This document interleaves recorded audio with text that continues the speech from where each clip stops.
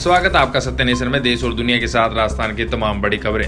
राजस्थान में कोरोना के 5,845 मामले, डूंगरपुर में 87, पाली में 77 पॉजिटिव मिले, बाड़मेर और जयपुर में 17 संक्रमित, 1 की मौत। राजस्थान में कोरोना वायरस के मामले लगातार बढ़ते जा रहे हैं। मंगलवार को 338 नए पॉजिटिव केस सामने आए। इनमें डूंगरपुर में 87, पाली में 77, बाड़मेर और जयपुर में 17, नागौर में 22, उदयपुर में 16, जोधपुर और सिरोही में 39, 17, टोंक और कोटा में 5, बीकानेर में 12, सिक्कर, प्रतापगढ़, झुंझुनू में 7, 2, दौसा, झालावाड़, धौलपुर, सिरोही, चूरू, अलवर, अजमेर में 1 संक्रमित मिला, जिसके साथ ही कुल संक्रमितों का आंकड़ा 5,845 पहुंच गया। कुल मौतों का आंकड़ा 143 पहुंच गया है। कोरोना देश में 1,03,860 केस, भारत में 1 लाख की आबादी पर 0.2% मौतें, दुनिया में यह आंकड़ा 4.1% है। स्पेन में सबसे ज्यादा 59.2% मौतें हुई है। केंद्रीय स्वास्थ्य मंत्रालय के मुताबिक देश में 1,01,139 संक्रमित है, 58,802 का इलाज चल रहा है, 39,173 ठीक हुए हैं, वहीं 3,163 की मौत हो चुकी है। दुनिया में अब तक 49,10,481 लोग संक्रमित है, 19,19,129 लोग ठीक हुए हैं, मौतों का आंकड़ा 3,20,448 हो गया है। राजस्थान में लॉकडाउन फेज 4 का दूसरा दिन, 338 नए मरीज मिले, 5 की मौत। जयपुर में बड़ी संख्या में सड़कों पर निकले लोग, कई जगह पर जाम की स्थिति बनी। जयपुर में कोरोना के माइल्ड लक्षण वालों के घर के पास इलाज मिलेगा। जयपुर में 24 निजी अस्पतालों को बनाया Covid care centre.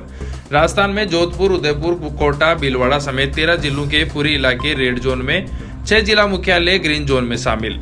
Lockdown 4 Rajasthan ने जारी की नई गाइडलाइन, फैक्ट्रियां शुरू होगी, बसें चलेगी, 3 जोन में ब्यूटी पार्लर और सैलून भी खुलेंगे। और अशोक गहलोत सरकार ने सशस्त्र सेनाओं के शौर्य चक्र प्राप्त करने वाले राजस्थान मूल के सैनिकों को रोडवेज की बसों में निःशुल्क यात्रा सुविधा मिलेगी। इन सैनिकों के अदम्य साहस, समर्पण तथा बलिदान को दृष्टिगत रखते हुए इस संबंध में प्रस्ताव को मंजूरी दे दी है।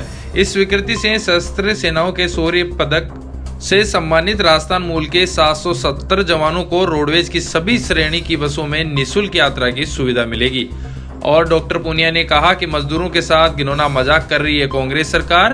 भारतीय जनता पार्टी के प्रदेश अध्यक्ष डॉक्टर सतीश पूनिया ने प्रियंका गांधी द्वारा मजदूरों को लेकर जाने के लिए यूपी सरकार को दी गई बसों की सूची में बसों की जगह टैक्सी और मोटरसाइकिल के नंबर देने की निंदा करते हुए कहा कि कांग्रेस हमेशा की तरह मजदूरों के साथ घिनौना मजाक कर रही है।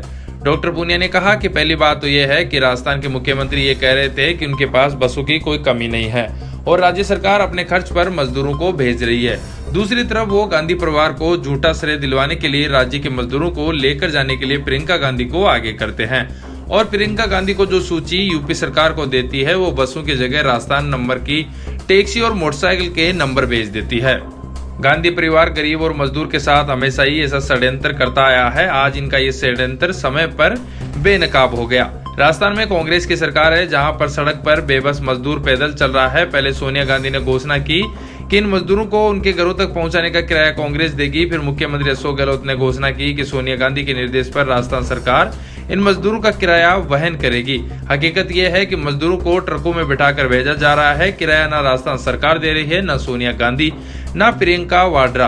अच्छा होता ये ड्रामा करने के बजाय मुख्यमंत्री भारत सरकार द्वारा किराए में 85% की सब्सिडी के साथ चलाई गई ट्रेन से मजदूरों को भेजते। और नागौर से पटना तक ट्रेन की मांग की सांसद बेनीवाल ने रेल मंत्री पीयूष गोयल के साथ दूरभाष पर वार्ता कर ये मांग की। आरएलपी पार्टी के संयोजक व नागौर सांसद हनुमान बेनीवाल ने बुधवार सुबह नागौर जिला मुख्यालय से पश्चिमी बंगाल राज्य में मजदूरों को उनको गंतव्य स्थान तक पहुंचाने के लिए रवाना हो रही ट्रेन को लेकर केंद्रीय रेल मंत्री पीयूष गोयल तथा रेल राज्य मंत्री सुरेश अंगाड़ी को धन्यवाद व्यक्त किया। साथ ही उन्होंने मंत्री गोयल से दूरभाष पर बात करके नागौर से बिहार राज्य के पटना तक एक अतिरिक्त ट्रेन की मांग की। उन्होंने इस संबंध में मंत्री से कहा कि शेष मजदूर भी जल्द से जल्द गंतव्य स्थान पर पहुंच सके, इसके लिए उक्त ट्रेन की मंजूरी अत्यंत आवश्यक है। इस संबंध में आरएलपी सांसद हनुमान बेनीवाल ने रेल मंत्री तथा रेल राज्य मंत्री को ट्वीट भी किया। सांसद बेनीवाल के आवास पर समस्याओं को लेकर आए जिले भर से लोग। बेनीवाल ने निस्तारण के लिए दिए संबंधित विभागों को निर्देश।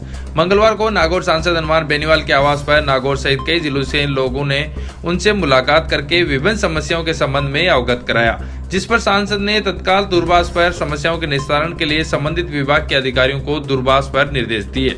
और राजस्थान के उप मुख्यमंत्री सचिन पायलट ने कहा कि प्रवासी श्रमिकों को राहत देने के लिए ठोस नीति बनाने में केंद्र सरकार रही नाकाम। राजस्थान प्रदेश के कांग्रेस कमेटी के अध्यक्ष एवं मुख्यमंत्री सचिन पायलट ने आज जयपुर में 200 फीट बाईपास अजमेर रोड स्थित कमला देवी बूदिया स्कूल हीरापुरा में संचालित प्रवासी श्रमिक शिविर पहुंचकर प्रवासी श्रमिकों से मुलाकात की तथा उनकी परेशानियों को साझा किया। इस अवसर पर परिवहन मंत्री एवं जयपुर शहर जिलाध्यक्ष प्रताप सिंह खाचरियावास भी उपस्थित रहे। पायलट ने कहा कि उत्तर प्रदेश की बॉर्डर पर कांग्रेस पार्टी द्वारा भेजी गई सैकड़ों बसों तथा हजारों की संख्या में खड़े प्रवासी श्रमिकों को प्रवेश की अनुमति नहीं देकर यूपी सरकार नकारात्मक राजनीति का परिचय दे रही है। उन्होंने कहा कि प्रवासी श्रमिकों को अपने घरों पर पहुंचने से वंचित किया जाना दुर्भाग्यपूर्ण है। पायलट ने कहा कि इस समय प्रवासी श्रमिकों के प्रति अपने उत्तरदायित्व को समझने तथा उनके प्रति संवेदनशीलता रखते हुए उनकी पीड़ा को समझने का है। वर्तमान परिस्थिति के चलते प्रवासी श्रमिक बहुत ही परेशानी में है। इनके दुख दर्द को साझा करना हम सभी का सामाजिक दायित्व है।